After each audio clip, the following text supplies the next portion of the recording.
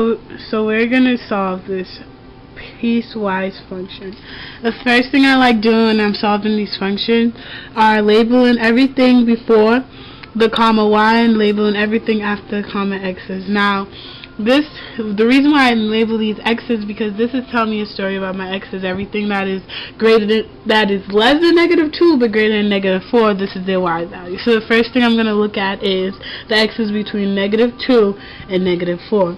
So even though I'm going to look at the x's between them, I'm going to still plot -2, even though it doesn't say it's equal to, but I'm going to still find the point for -2. So -2 times 2 is going to give me -4. -4, -2, and -4. Since it's not equal to -2, I'm going to put an open circle. Then now I look for another point that's less than -2 but greater than -4, which is going to be -3. -3 into the 2 times -3 is going to give me -6. So -3, -6. Bring it right here.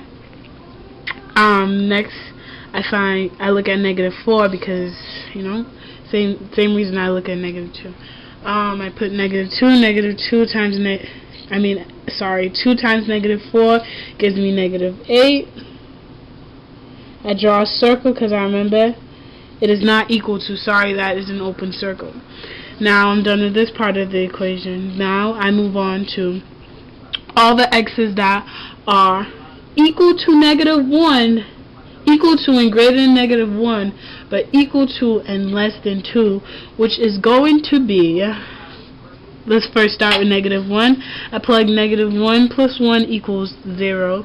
-1 minus 2 equals -3, but 0 divided by -3 equals 0. So at -1, it's going to be 0. Now I put a closed circle because right here it's indicating that it's equal to -1, not less than or greater. It's also equal to it.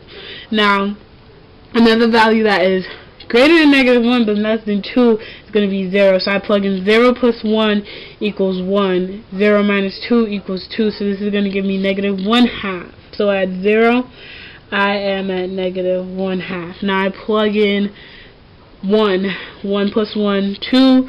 1 minus 2, -1. So I get -2 at 1. Next step, I plug in 2. Now it's equal to.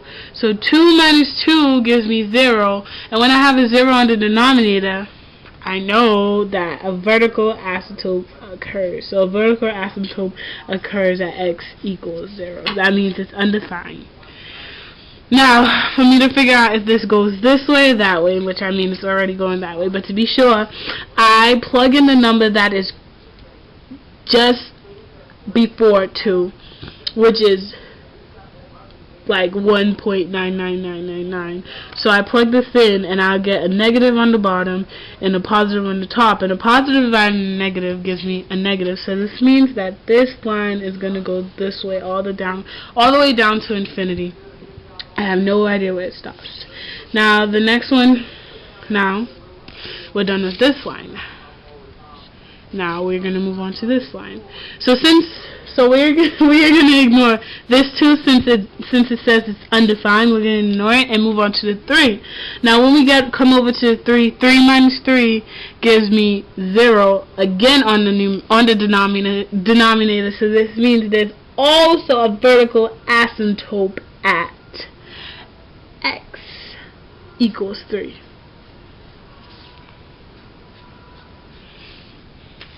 Look at 4 because it's greater than 2 but less than 5. So 4 minus 3 equals 1 equals 4 minus 3 equals 1, and 10 divided by 1 equals 10. So this is going to be 1, 2, 3, 4, 10.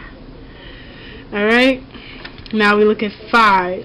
Now we're going to look at our last point that we have to plot, which is 5.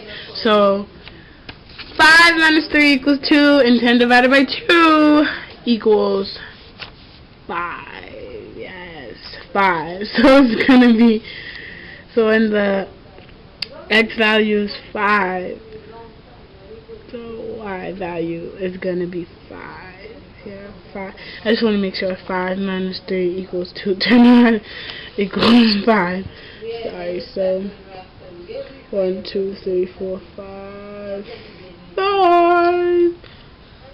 So 5. And this is how my graph looks. My piecewise function. I want to curve this a little bit. Curve this a little bit, you know? Kind of curve it a little bit, you know? Thank you.